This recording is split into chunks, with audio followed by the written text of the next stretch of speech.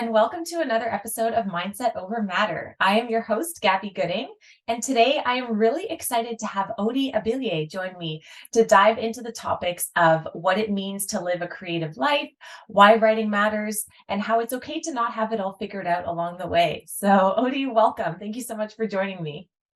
Thanks, Gabriella. I've been looking forward to this chat. Yeah, me too. So I'm just going to share a little bit about you for our listeners before we dive into all the questions that I have for you. Odyssa is a teacher and writer based in Vietnam, originally from the Philippines. She's the writer of two poetry books entitled Like a New Sun Rising and From Where I Stand. Her articles and poetry are featured in Amendo, The Good Men Project, Girl Tell Me, and the Fairy Tale magazine. She is a mentee and BIPOC scholar at Middle Tennessee State University's Write program under the mentorship of American journalist and author Jennifer Chesak. Future projects include a collaboration with Summit Books, which is one of the biggest publications in the Philippines, and a story for an anthology by Eight Letters Publishing. Did I miss anything? No, that was perfect. Thank you for that. Good. You're very welcome. It is really nice to see you and so great to have you on the show. I know I provided a little bit of an intro, but I would love it if you could share a little bit about your story and your journey, I guess, and how it is that you got to be a writer and doing all the great things that you're doing today. I've always loved writing, and I remember seeing some well-kept small notebooks in my closet and drawers with my doodles and like diary of what I saw in school, my teachers, my classmates, and I didn't know what I was doing. I just knew that I had to write those things down. And I started reading books, young adult English books, and that's really when I started to discover a world outside my house, outside of my school, um, and writing for the school paper. I had some writing gigs. I didn't feel like very confident to do a lot of writing work, but then the opportunities would come, and when I was in university, I started to write songs because I learned how to play the guitar in high school. And these were all love songs and heartbreak songs. And then we had like small gigs. I had two of my guy friends with me playing drums and guitar, and it was a lot of fun. And then I kept those songs slash poems, I guess, and I never got serious into writing when I started having a full-time jobs. And later I started writing again, and when I became very comfortable writing about my life, I went into medium.com. You're probably familiar. And I wrote essays and articles about life, my current relationship at that time. And one of my articles entitled Six Signs You're Dating a Keeper went huge. It was read by so many people on Medium and it was shared. And I thought, what happened?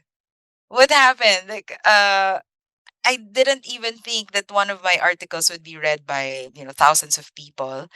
Um, and that was the encouragement that I needed. And it said to me that this is probably something I can pursue. Maybe not full time. Maybe it cannot replace my job, and it hasn't.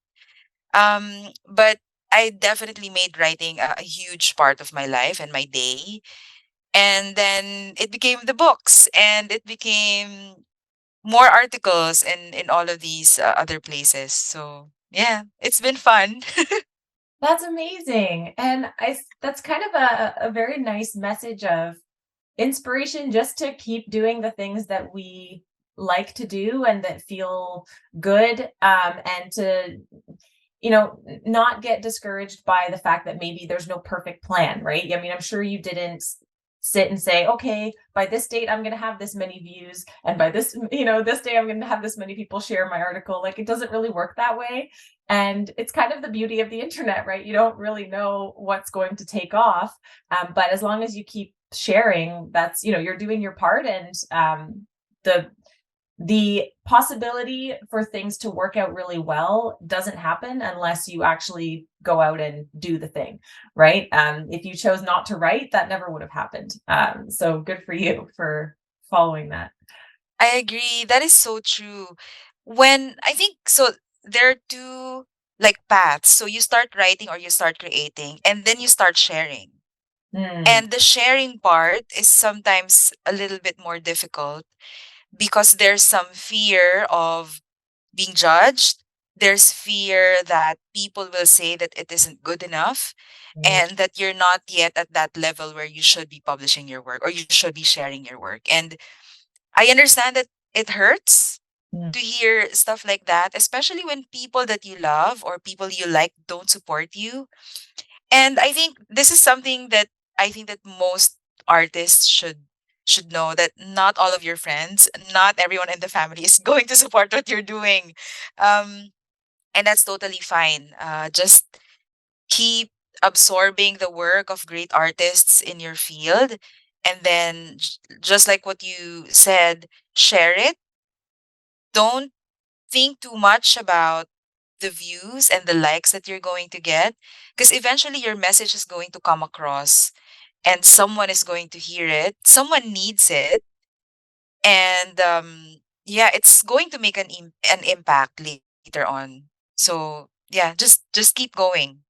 Yeah, that's a really great message, and I love that you mentioned the two different steps, I guess, right? One is doing the creating and then the sharing. And I don't know if this is going to sound silly, but I have also maybe in a different scenario because I am not a writer. However, I've been nervous to post something or to send an email, let's say at work, that is nerve wracking for me, or it kind of, I think, comes from the same place of that anxiety of being judged, or there's a fear there.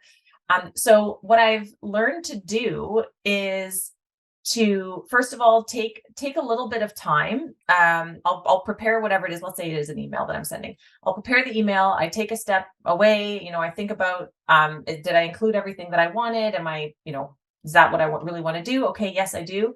And I've learned to kind of like turn my brain off for a second and then just like basically hit send and then worry about it kind of thing. Where I know that there's never going to be a moment in time when I don't have the fear of being judged, or I don't have the fear of sending the email or doing the thing. But if I can just teach myself to act first and then it's too late, right? Then there's really nothing you can do. You can't well, maybe you could unpost it, but you probably shouldn't. Um, You but can't undo it anymore. yeah, like just finding a way to kind of override that a little bit is what has worked for me. I don't really know how to best explain it, but I think I've had to do that at the beginning more because um, I just needed to provide some evidence to myself that it's not the scariest thing in the world to post something or to be you're being Yeah. vulnerable, really, is what it is, right? It comes from a place of Yeah. vulnerability. You're putting something out there that you're not sure how it's going to be received. Mhm. But I think, and correct me if I'm wrong, but I think there's an equal chance of it being received poorly and like really, really well. And you really just don't know. It depends on who's reading it. It depends on, how authentic it came off and like all these other things. So yeah, I would say to anybody who's out there listening who has something to share with the world, do it. Right? Yeah. Is it the same for the podcast for you? Did you ever have worries of making it? Because this Yeah. is all your idea, right? This is what you wanted to put out, and these are the types of guests that you want to talk to. These are the questions that you want to ask. Do you worry? Did you worry about that before? Yeah, actually, that's a really great example. Thanks for asking that. And 100%. I actually was really nervous to post, especially the ones where, like, I did some solo episodes to start out before I had guests on. And it almost kind of felt like I wasn't sure if there was anybody out there that would even appreciate thinking about the same things that I like to think about. There was Right. no guarantee for me that there was something on the other end or someone on the other end that would value what I'm doing. But what helped Mhm. me was to know that if I value this and I felt like there was maybe a gap or an opportunity to do what I'm doing, then maybe there's somebody else out there too. And even if there isn't, I enjoy the process of it. And I enjoy the fact that I'm challenging myself to put something out that is important to me. So I think that's what's been helping me so far. And it is very interesting and fascinating how when once you do start getting the feedback that people are enjoying it and things like Mhm. that, it really it kind of exponentially magnifies your Oh, yeah. will to keep going, like it really fires you up in a very Yeah. meaningful way. So yeah, I could definitely relate when it comes to the podcast for sure. Yeah. When you were speaking about fear, like the fear of being judged, it reminded me of this one of my favorite books by Elizabeth Gilbert, and I highly recommend it to artists. The title is Big Magic, Mm. and she had one chapter there talking about fear, and what she said was, fear will always be with you, and you can never eliminate fear. And if you ever want to and live a life without fear, then that would not be an ordinary life anymore. And as an artist, you will always have fear, but you should never let fear um, drive your car. It should just take the back seat. It should not touch the radio and decide the music that you're going to listen to. You decide the direction. You decide when to turn. You decide when to do a reverse.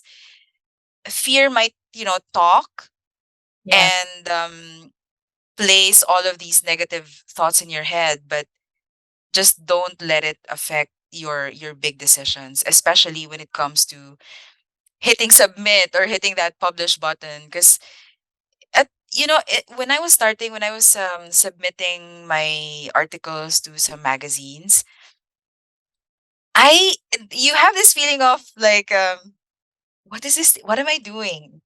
yeah, Who am I competing with?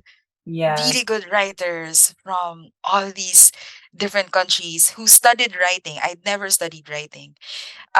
So I had this Imposter this syndrome fear of, a little bit. yes, that I'm not that good. I don't really have the skill. So Right. there was Mm. this voice in my head telling me that, and Yeah. just reading the right books, listening to the right people, um is really like an inspiration for me to submit, even if I was sure that I wouldn't get it. I was sure that probably they won't accept my article.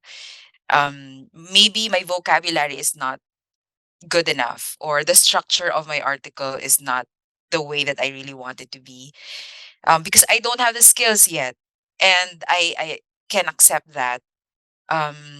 But when you get used to the feeling of releasing your work and not thinking about it, Yes. don't think about it. Once you release it, then it's for the others to consume and think about, and they can interpret it the way that they want to. You Exactly. have no control how they're going to read your poem or how they're going to interpret your podcast, right? Um so the moment you get used to that feeling, then you kind of get numb to it. You just do whatever you want to do. And I think people who are starting at writing or painting and or publishing their work online should get used to that feeling. Yeah, and I think there's as you were speaking, I just realized something too that there, of course, we like to publish our work or art or whatever for others. However, I think there is something to the fact that we're also doing it for ourselves, right? Like anybody who has a creative bone in their body um, Mhm. wants to wants to be doing the work that they're doing, and they want it to be out in the world. I think even just for themselves, like to just have an outlet for whatever it is that is in them that wanted to create that piece of work. So on the one hand, uh, yes, it is important to recognize that there will be people watching or listening, but at the same time, there is an element of I'm doing it for me as well, which Yeah, like a selfish, it's like a selfish part of you that says, I'm just going to do it for myself because I want to.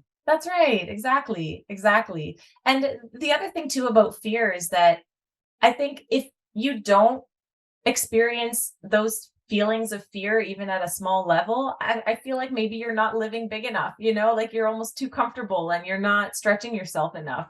Um, Yeah. so it's an important part of the process. It actually, I don't think we would create as well as we do if we didn't have just a little bit of fear in the passenger seat, Yeah, right? for sure. So yeah. Yeah. Even even if at least I've tried doing different things, tried writing in different forms. I still feel like sometimes I get this feeling of fear of someone really, really good, like an expert or a master in writing, finding out my work or reading my work and yeah, being found out. Right. And just having this yeah, just that feeling of maybe someone sees this and gives his or her feedback that it's not it doesn't reach the standard of someone that's an expert in writing. But yeah, we can't really remove that fear, and I agree that there always has to be that feeling of you're not 100% comfortable all the time. Mhm. You can't be. Otherwise, then you'd be a little arrogant or Yeah. too sure of yourself.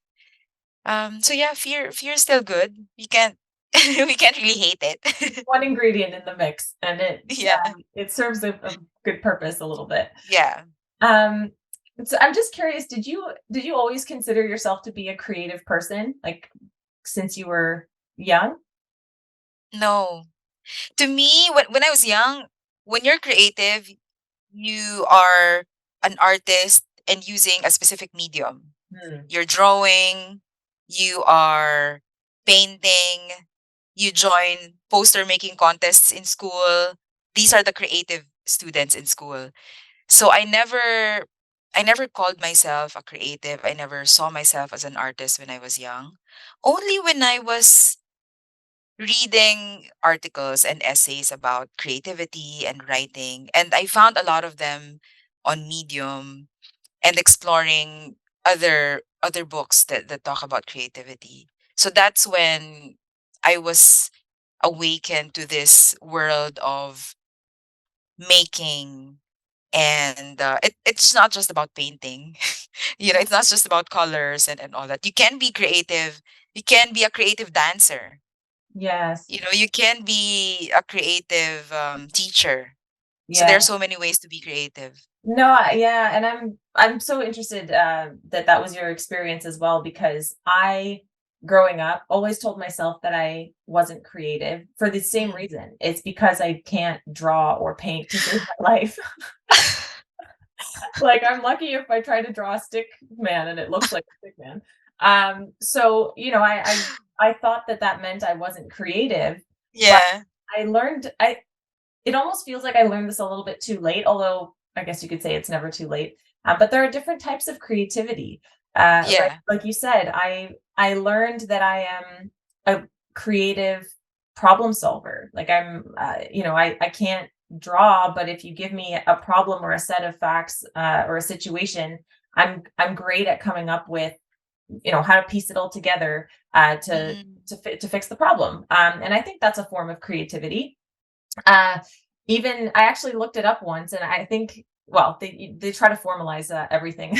I think these days, so they have these terms for it. They have, I think it's deliberate and cognitive. So like scientists, for instance, are considered to be Mhm. creative when they go through their research process, and it's very Mm. deliberate. It's highly cognitive. They're going through the steps of trying to create something new uh, Mm. that didn't exist before, and that's a form of creativity. There's deliberate and emotional, I think, where it's a little bit more of like an aha moment. So it's less cognitive and a little bit more on the feeling side. And then there's the spontaneous and cognitive, the spontaneous and emotional. And that's where you get into the like the visual arts and these kinds of Mm. typical creatives that I didn't identify as, but um, I'm trying to learn to embrace my creativity in different ways and not tell myself at least that I'm not creative, because I feel like I was part of the problem where I was shutting down, some of my creative potential because I just told myself that, well, that's not me. I could never create it. Yeah, yeah. That identity is so important. Like Yes. telling yourself what you are. Yeah. Before, I couldn't call myself a writer. There was some shame. Because Mm. again, I would compare myself to the real writers who are on TV, on the newspapers, on the magazines, the real writers who are known, Right. and the people who, get all these big writing projects. So I wasn't like that. And I had to, I kind of had to, how do you call that? Like, kind of force myself to say I am a writer. And whenever I introduce myself to anyone, I would always say that it's part of me and part of what I do. Mm. And when I became comfortable saying that to myself and to other people online on my social media pages and wherever I publish my work, then that gave me some comfort and confidence that maybe it's true. And it is true. So yeah, it's and Yeah. identity is super important. Yeah, and just the narrative that we tell ourselves, right? In so many situations, I've heard people say that it really will make or break your entire mindset and your entire willingness to do things and to follow through on your dreams and your goals and everything, depending on what story you tell yourself about Yeah, yourself, I agree. I right? agree. And the nice thing about that is that we have the power to change that story, but the tough part is that we're the only ones that can do that for ourselves. And so we have to sort of force ourselves, like you said, right, to say, yeah, you know what, I am a writer and I am creative. And Yeah. slowly, even if it probably doesn't feel very aligned at first, because there are like our brain is trying to play tricks on us and tell us that that's not the case. But eventually, just like when people say they say their affirmations in the morning, right? At first it sounds almost cringy because they Yeah. haven't accepted it as their truth Fully. yet, right? But then eventually, if you just keep going with it, it becomes a little bit easier. So I think that's what can help us to get into a life of that feels aligned, and we start to feel like we're living out our purpose a little bit. We're having these feelings of fulfillment a little bit more, because the interesting thing about it is that although it feels like it's not us, like let's say in your example telling yourself that you are a writer, at first it feels like, no, that's not me. But Yeah. the interesting thing about it is that it actually is the most authentic you. Like you're actually getting closer to your true authentic self, and a life of fulfillment and things like that. So Yeah, that's so powerful what you said. It changes your thoughts, your behavior, your actions, and it changes your journey, yeah. your future. I'd never thought or dreamed of having, a book of poetry. If you told me when I was 12 years old, I wouldn't have believed you. Um, but here I am, and I have these opportunities to write and talk about writing. And it had to happen that I had to accept it fully that this is what I want to do. Even if I am learning, I am still a beginner and there's so much I need to learn, but this is the path that I really want to take. Yeah. Um, and I think that it's not so easy to be at this point, and you have to first like know yourself and be aware. of what you really want. I think there's something about jobs that kind of stops us from getting this alignment.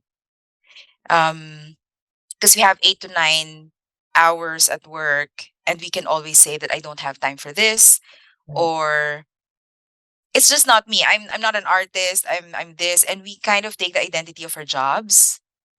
Agreed. And it's easy to say, oh, I'm the doctor, and that's what I am.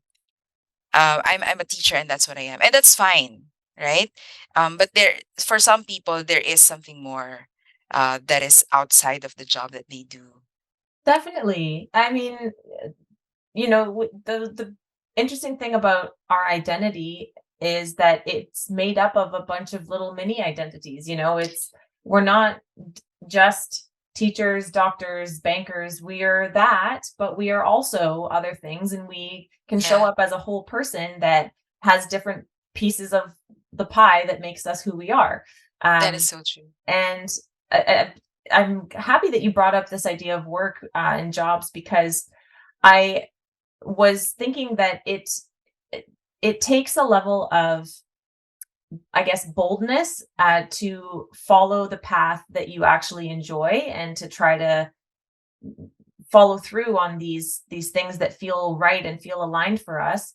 And I almost think that, correct me if I'm wrong, but I would think that there's a part of us that feels like we can't do that for work because it's like a hobby, or it's like, it's too enjoyable almost. And something feels weird about that, because we call it work and we think that it has to be like laborious and it can't be enjoyable. Um, but the thing is that we usually enjoy things that we're good at and that are aligned for us and that will give us a feeling of fulfillment. And I think that that just means that the world needs one of us to do that thing. If there's nobody that's going to write exactly like you do, and so the world needs Mhm. one of you to follow that and to actually do it. Hopefully, maybe full time someday if that's what you want. If it's not, that's okay too. But embracing those different parts of our identity that kind of make us up in total is maybe a new way to look at it, right? Because I think, to your point, we're very quick to just say, "Oh, I'm just a teacher," and that's it. Yeah, yeah. I was talking to one of my friends, and she's also a writer, and she writes romance novels. Mhm. And this is a good point that she said, because there are so many romance novels, like millions of romance novels and stories and shows. Yet she is still, like really motivated to write her books, Mhm. even if she has read so many, and even if she knows that so many in her field, in her age, that's writing the same thing. And I think for her, it's because she believes that she has originality. Maybe not that's probably not the right word, but she has the story and the background and the experience that will make her stories different from everybody else. And you're right. No one can make this book than the one who wrote it.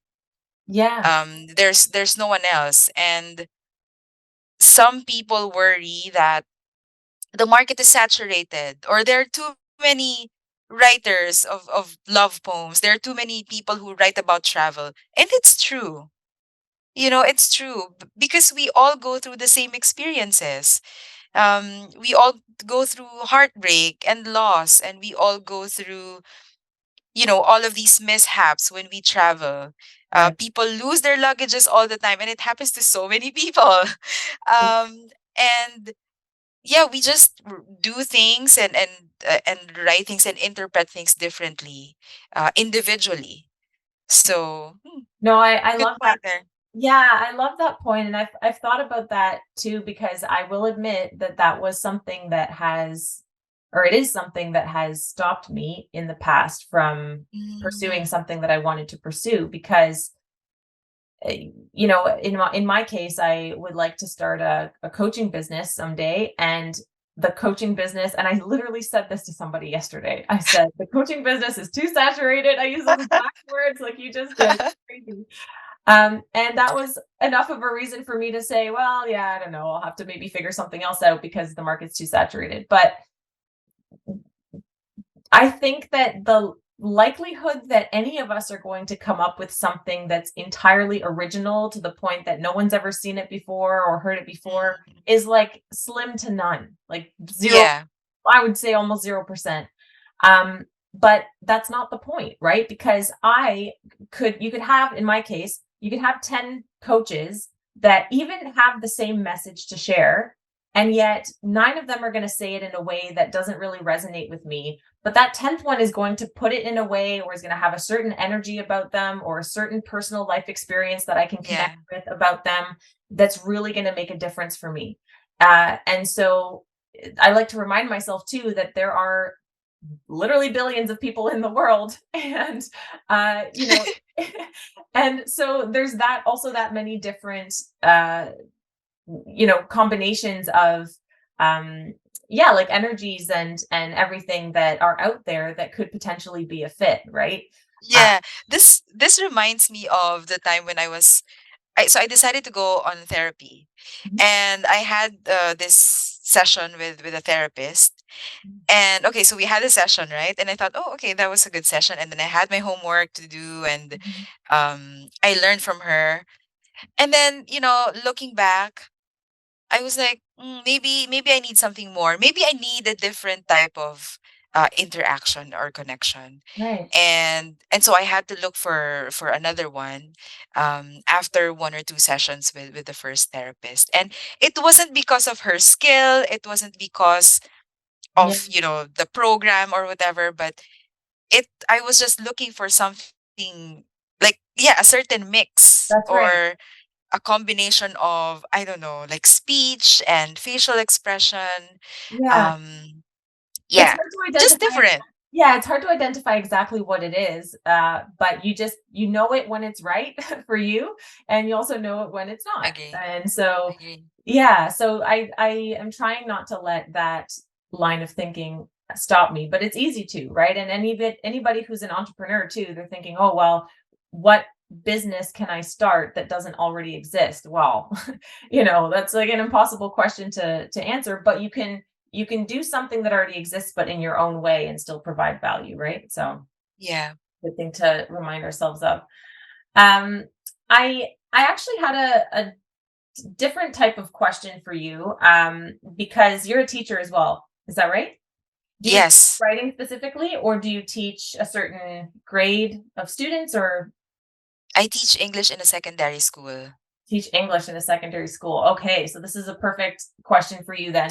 Um, because I was thinking, uh, outside of your creative work and writing that you do, I was thinking about just the benefits of writing in general for people who are maybe not looking to write creatively, but uh, I okay, so just for background, I think that in general, people can stand to learn how to communicate better. And that applies to any part of their life that they go out, and whether it's written communication or oral communication, like I think there's work to be done there.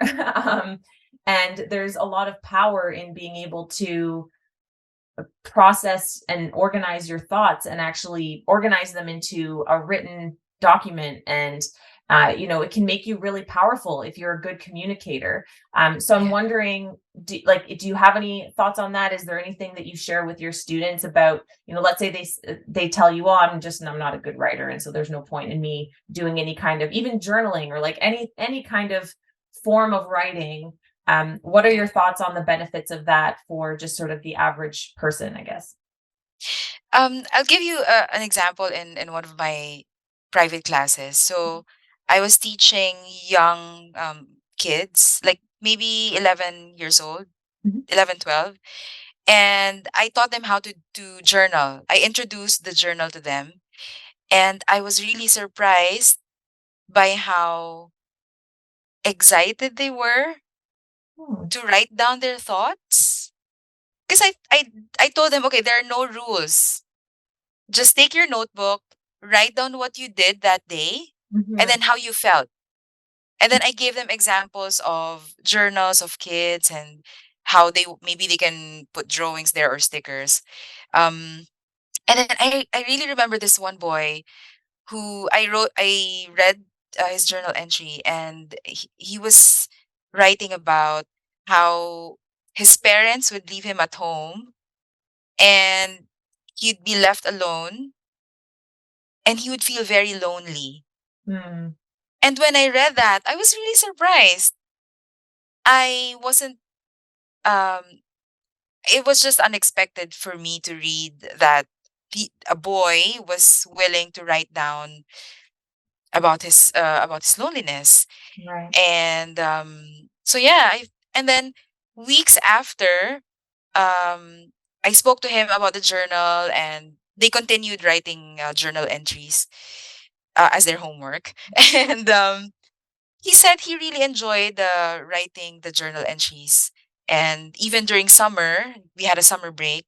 He said that he was still writing on his journal. And I think that the benefit for him was that he treated the journal like a friend. Mm, um it became sort of like his sounding board, because it's not really common for boys to talk about being sad, right. like, because my parents left the house, and I'm by myself and I'm sad. They don't Mhm. really say that to each other.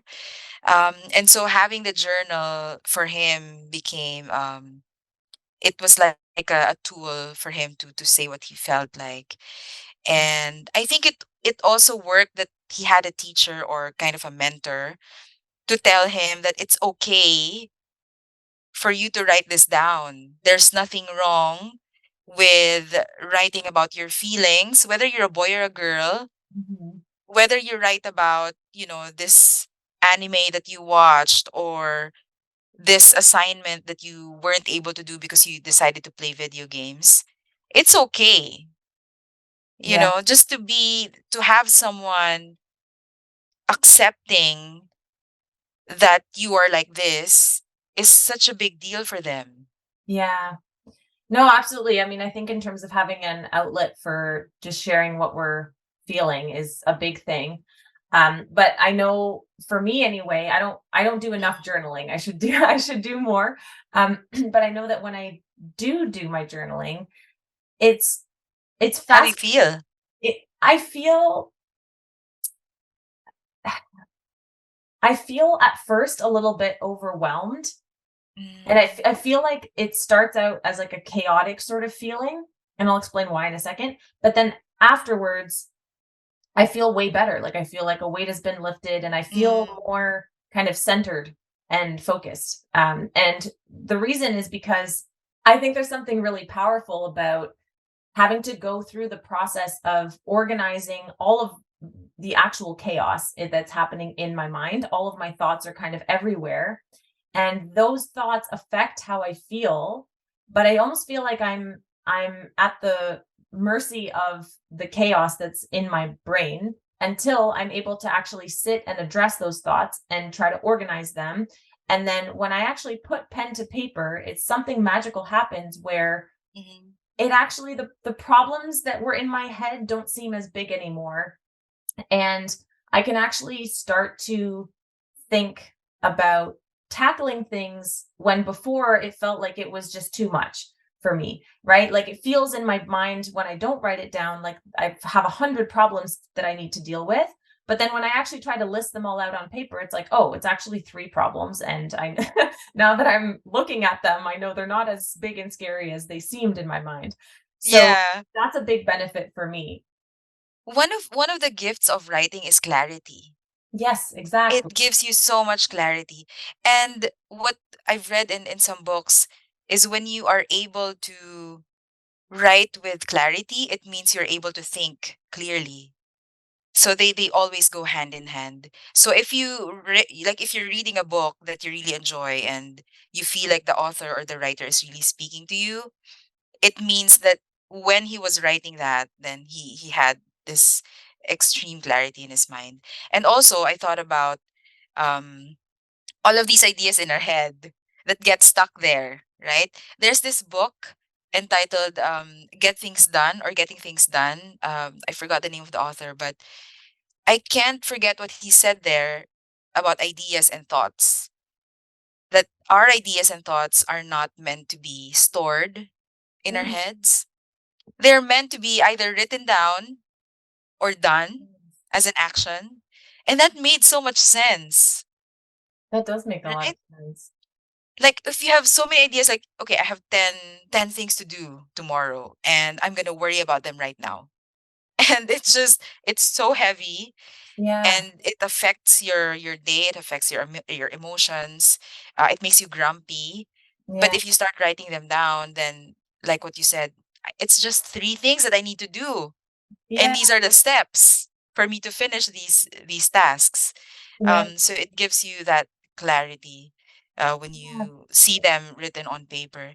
And even with, I think, even with our feelings, with our emotions, if it feels like you're feeling too many things at the same time, if you take the time to sit down and say, I'm sad because, and then, you know, Sometimes you start never even writing. know what's going to come out, right? Exactly. Yeah. It's different. It is, yeah. And I really like what you said about our brains not being meant to store all of our thoughts. That makes perfect sense to me too. And it's almost like this may be a bad analogy. I'm no computer expert, but I know that in a computer you have like a processor and then you have a memory area and they're totally separate. Right? So I think of us and our minds as a processing machine, really. And Yeah. but then we need somewhere to put, and we do have some memory, of course we do. But there's only so much that we are made to remember at any given time. It's really just to get us, survive and get through the tasks that we need to do, and kind of live functionally. But in terms of our ideas, I actually also think it's kind of selfish to hold on to your ideas in a way because, you never know what might come of it. Or if you, going back to what we said at the beginning about sharing, hitting post or publish or send, uh, it's it's also an invitation for somebody else who might be struggling to, act on their ideas, to say, hey, yeah, there's somebody out there that's also thinking this, and maybe that's a starting point for someone else to build off of, with their ideas. And so it is important. I think it's like our duty to to actually share the things that we are coming up with in our mind, and it allows for collaboration and, pursuing meaningful work and all these amazing things that just don't happen unless we actually put ourselves out there and overcome that little fear that tries to I hold us back. I have a big smile because what you say reminds me of another book. I feel like you're reminding me of the books I've read. And there's this book by Austin Kleon. He's written three books about creating and writing. He's a writer and artist. And he said in his book, Share Your Work, that you have to shift your perspective about what you make. And instead of thinking, I'm shy and I don't want people to see this, Right. what if you think that I'm going to offer this as a gift to the world because Yeah, someone might need it, or exactly. someone might take it as a gift and actually accept it. Like when people listen to your interviews and your podcast, it's them receiving your gift. And when you see it like that, it kind of, it feels so good. It You does know, feel good. it inspires you to make more. And just thinking, I mean, there's also that point of, um I heard someone say that, hey, you're not here to help people. You're not here to like provide support or provide help to people who are in need. But I feel like it's a thinking of someone that's not willing to give that gift Right. to others. Yeah. um and yeah, just share your work and give a gift to someone. Yeah, and if you think about it, let's say when it comes to publishing a book, let's say, if think about all the books that you've read and had the pleasure of reading. If the authors of those books Exactly. didn't share, Like it's, it's sometimes it's nice to think of it the other way around, just to recognize remind yourself of what it feels like to be on the other side of it, right? As the author, you're stressed, you're maybe nervous and having this imposter syndrome and whatever. But then as a reader, you're so grateful that all of these authors published their work, right? And shared. So Yeah, that's so true. That's how I feel when I read a really good book or when I listen to a really good interview. I feel like, man, I'm glad they did that. yes. I'm glad they took the time to write this book. And I'm glad they excavated everything in their memory and notes and their past experiences to make something brilliant like this. Yeah. And yeah, you it's good. It's good to look at the other side of the coin. Yeah. However you say that. Yeah, yeah. No, absolutely, absolutely. Well, I am loving this conversation. It feels like the time has just flown right by. I don't want to keep you too much longer, but I want to make sure I ask, where can people go to learn more about you and your work and your books? Yes, so I have a website. That's where I publish my blog. It's odyssawrites.com. That's Odyssa writes.com. And I have the links to my Instagram. My Instagram is Odyssa A. That's Odyssa A. And then I have a Facebook page, which is it's really dedicated to my writing work, and updates on what I'm up to. So yeah, those three things, like the website, Instagram, and Facebook, and then all my books are on Amazon. Perfect. Awesome. Well, I'll make sure to include the links as well so it's easier to find you. But Thank you. yeah, no problem. Thank you so much for this conversation. I'm so glad that you took the time. This is, again, like we just talked about, this is a gift for me that you came on and that you shared your knowledge, your experience, your thoughts. So thank you so much. It was a gift to me, as I'm sure it's a gift to our listeners as well. To me too. Yes. Oh, very good. See, there you go. That's flipping the coin. I didn't even think about it that way, but that's awesome. And thank you, as always, to our listeners for your time and attention. Please make sure to check us out online and subscribe to Mindset Over Matter so you don't miss out on more amazing episodes like the one we had today. So thank you once again, Odie, and take care. Thank you. Bye.